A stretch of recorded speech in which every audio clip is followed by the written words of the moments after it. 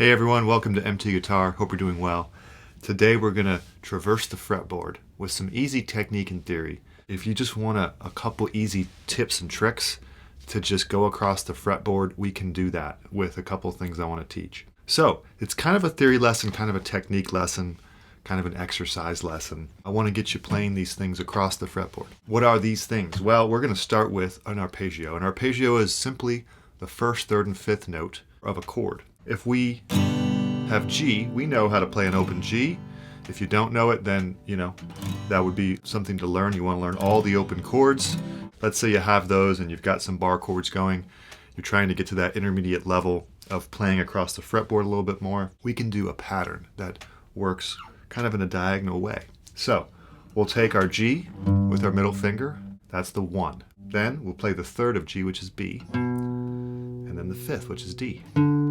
So that's a nice little pattern just right there in the bass. 1, 3, 5. Okay, go ahead and get familiar with that. Now we take that same pattern and we say we don't want to necessarily use cage system or anything. We just want to use this information to our advantage across the fretboard. So I'm going to take the next highest G and try to have a symmetry with it. So I'm going to take my middle finger and notice that from here, here's the octave of G on the 5th fret, over 2 strings, over 2 frets. So I'll put my middle finger there and I'll do the same exact pattern. So far we have. So far we're successful in our travels across the fretboard. Now, you might ask, well, does the same thing apply? Can I just go 2 frets and 2 strings over? You could, but it wouldn't be G, because when we go to the B string or the 2nd string, we need to add a fret. That's just how the guitar is tuned. And it's a eternal sort of a annoyance for guitarists, but it's how it works, right? So after I go here, if I want to find the next G, I need to go 3 frets. Put my middle finger on it, repeat the pattern. Okay, so now we have 3 octaves of an arpeggio, like this. Okay, now we want to go back down. So we're going to start with the 5.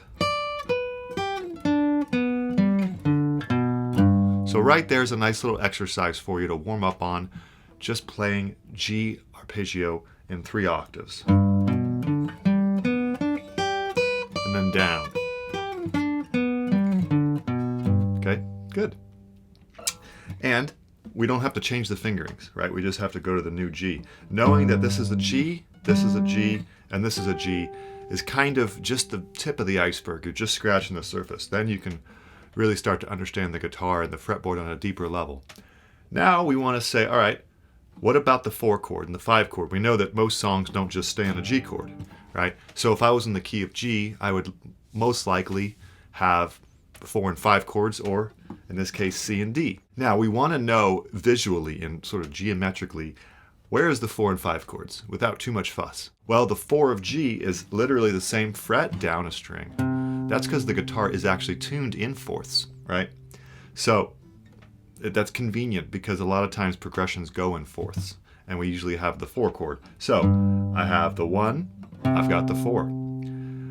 Before we do the 4 exercise, I want to show you the 5 is just a whole step up, and I can keep my symmetry of middle finger by moving up. All right, so let's take this 4 and do the same pattern. 1, 3, 5. Okay, so 1, 3, 5 on the G, C, 4 chord, same fret, next string, 1, 3, 5. Now we do our same pattern of going up 2 frets, 2 strings for the next C, but if I just did the same exact pattern, I'd have that issue with the 2nd string where everything needs to go up a fret. So I would have a diminished, it's cool, but it's not a major triad anymore. It's not a 1, 3, 5. So I need to refinger this to be 5, 5, and then 8. So now my C major arpeggios across the fretboard in 2 octaves would be this. And then I'm at the 5. I can just roll my pinky over and hit that root. So. And then go back down. When I go to the 5 chord, I can do the same exact thing, just moving literally 2 frets over without too much fuss.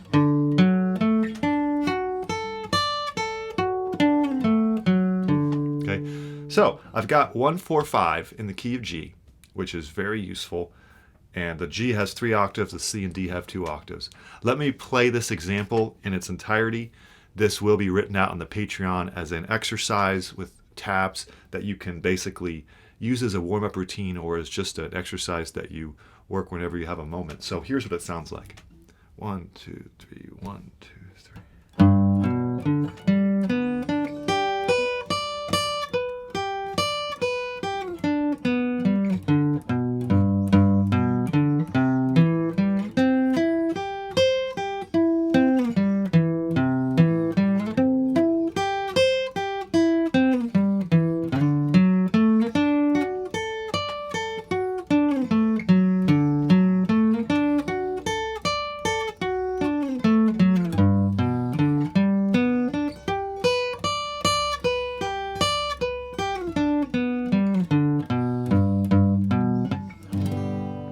Flub that last note. But there you go. And if I were to do it a little bit quicker, it would sound like this. 3, 4.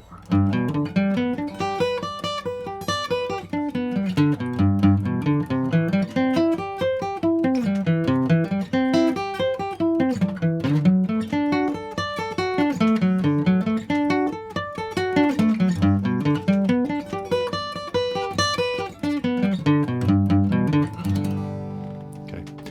So, great warm-up.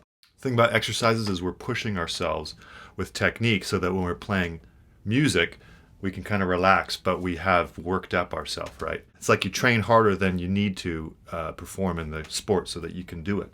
So we're kind of training right now. So that's the first exercise. Now we're going to say, you know, a lot of great melodies, there's more notes involved than just the 1, 3, 5. Some melodies would just be 1, 3, 5, but kind of rare. We would have scales, right? Creating the template for a melody. So what we're going to do is we're going to say, all right, between 1 and 3 is quite a big gap. 3 and 5, not as big of a gap because it's only 3 frets away. But between the 5 and 1 is a big gap. So we want to add 2 notes to create a pentatonic scale. All right, so I told you there's going to be some theory in this. We're going to add the 2, which is a whole step away from the 1. And we can think of it almost as a passing note between the 1 and 3. So we have the 1 and 3. Now we're going to have a passing note in between. Good. Now we go to the 5. Let's just keep it from 3 to 5. So we're skipping the 4. That's fine. Now the 5 to 1 is quite a big step. So we're going to play the 6 in between the 5 and 1. So now we have 1, 2 passing to 3, 5 chord tone, 6 passing to 1. And that's a major pentatonic scale. So many great melodies use the major pentatonic scale. It's also relative to minor. So once you learn major pentatonic, you're kind of learning minor without knowing it. More on that in a different video. But if we just play this, we have an octave of the major pentatonic. Once we get there, yes, we could keep going in this position, but we want to move across the fretboard in an easy way. So we're going to do 3, 5, 2, 5, 2, 5. Then we're going to put our middle finger on the root again. And this, again, instead of just 1, 3, 5, we're going to go 1, 2, 3, 5, 6. Notice I'm using my index on the 5th fret because I'm moving up for that 2nd string. And then I have the 1. So far 2 octaves. And then put my middle finger on the G again here. And we kind of run out of room here. So we go 1, 2, 3, 5. Then we can kind of just go back down. All right. So far, here's what we have.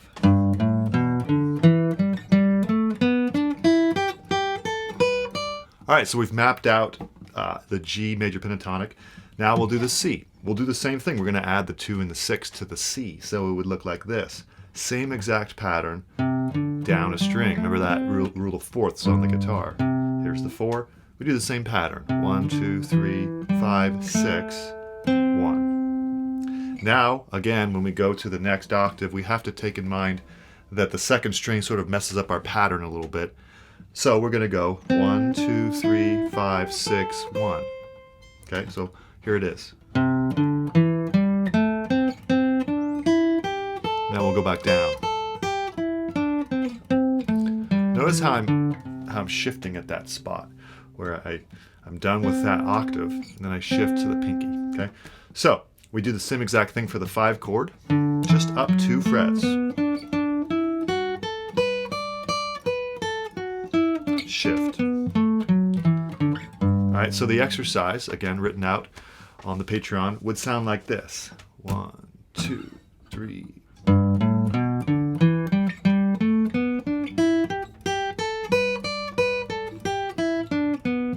4 chord.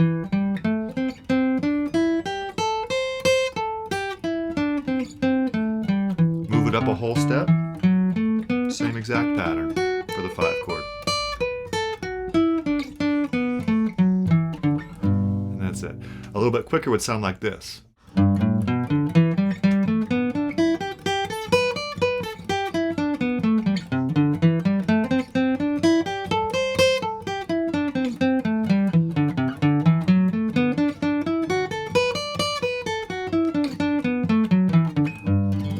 Okay, so now we're playing 3 major pentatonic scales while moving across the fretboard on each. And we're sort of mapping it all out. Good. Now we want to think about the fact that sometimes when we're doing these exercises, they're quite in a box. They're sort of, we're in a position, and we know that when we're playing intuitively, when we're playing some great leads or some nice solos, we're not necessarily playing like that. We're sliding around. And the slides almost sound like a voice or a nice melody that can be, you know, a little more interesting, right? So we're going to do a nice little trick here where we're going to put our index on each root, on each bass. So now we're going to play this same scale, but we're going to add a slide. We're going to make it sound a little more realistic of what a lead part might entail, or a lead melody. And we're going to start with our index, which is a stronger finger. We're not going to need to use our pinky at all, I believe.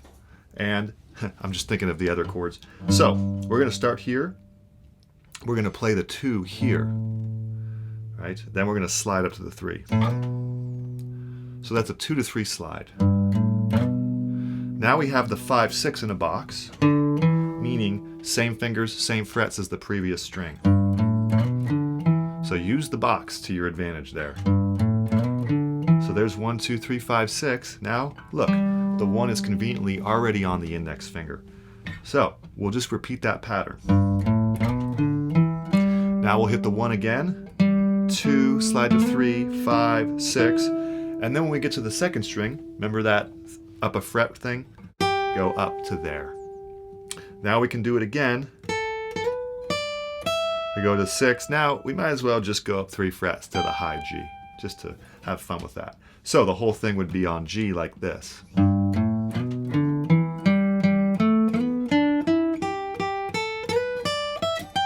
Okay, then going down, we're going to slide 3 to 2 down. Like that. So.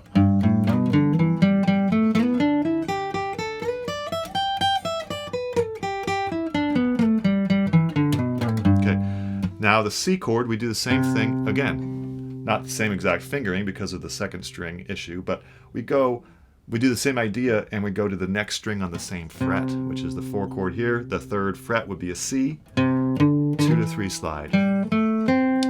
We've got the index on the root again, perfect. Now we move that first finger up a fret, right? That's always trips people up, and rightfully so. It's quite the disruptor of our pattern, but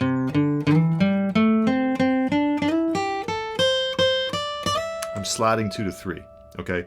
So, now I've got C all the way up and down, okay? Now on the D, I just do the same thing 2 frets up. So on the exercise, I'm going to refrain from sliding on the 4 and 5 chords just to keep some rhythmic symmetry so that it's a little more manageable, but just know that you can slide 2 to 3 even on the high string. So here we go. Here's the exercise that's on the Patreon. Let's do it nice and slow first, then we'll kick it up a notch. 3, 4.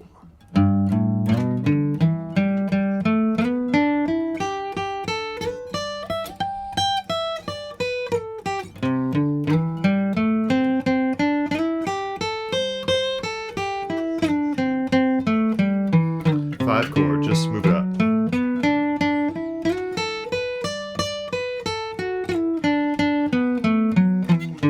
Back.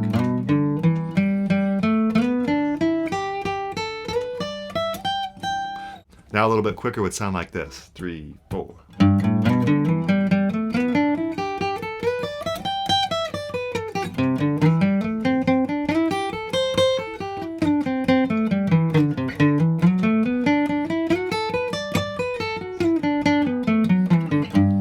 Okay, good. Now, let's take stock of what we've done. We've played, assuming that we're starting sort of a song in the key of G. Really, though, it's the 6th string bass. And if we think about the next G, it's 4th string and then 2nd string. Well, what about if we flip things around? What if we had a song in the key of D or E? Let's say it's D, and we want to start with the 5th string. Well, it kind of turns the fingerings upside down a little bit. So we're going to do, I'm just going to play through these exercises as if we're starting on the 5th string, and then our 4 and 5 chords could be on the 4th string or the 6th string, but let's keep the symmetry of the last exercise. So we go 1 chord, 4 chord, 5 chord, all right? So let me just play this pattern now starting on the 5th string, and we'll see how we kind of alter our exercise a little bit. So I'm going to go the same idea, 1, 3, 5. Now I'm going to do the same thing. I'm going to move that octave up, 2 strings, 2 frets, but I'm going to use my index for that new fingering for the 2nd string accommodation there. So 1, 3, 5, 1, 3, 5, 1. Back down. That's D. Our 4 chord will be G. We know that because it's the same fret down a string, right? Now I'll do the same thing.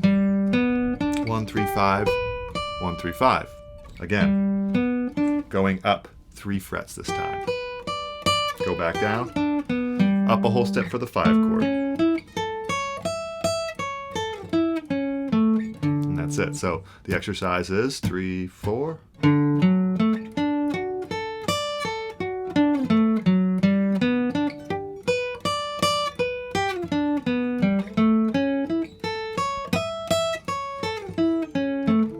Like that. Now when we add the pentatonic, we get 1, 2, 3, 5, 6. Then we do the same thing up an octave, and then back down. Like that. 4 chord, 1, 2, 3, 5, 6. We run out of room here, so we just go back down, that's fine. And then 5 chord. Same thing.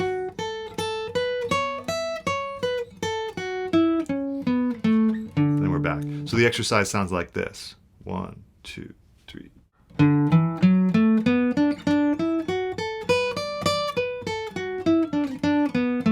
Four chord.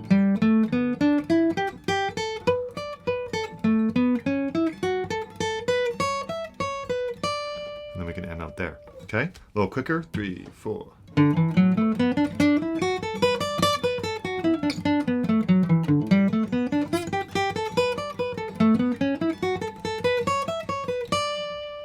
All right, now we can do the sliding exercise as well.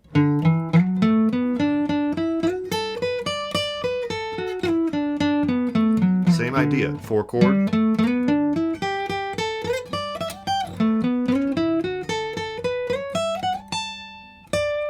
Okay, we can go all the way up there. So there you go. Hopefully this can be a nice warm-up for you. We've done, arpeggio, major pentatonic sliding exercise starting on the 6th string or the 5th string. And that's pretty much a great starter to your day, to your exercise routine. So check out the PDF and remember to subscribe, hit the bell icon, the thumbs up. Really appreciate it. We're going to start with some nice exercises in the new year here, so hopefully that's of interest to you. So thanks a lot, and we'll see you next lesson. Bye.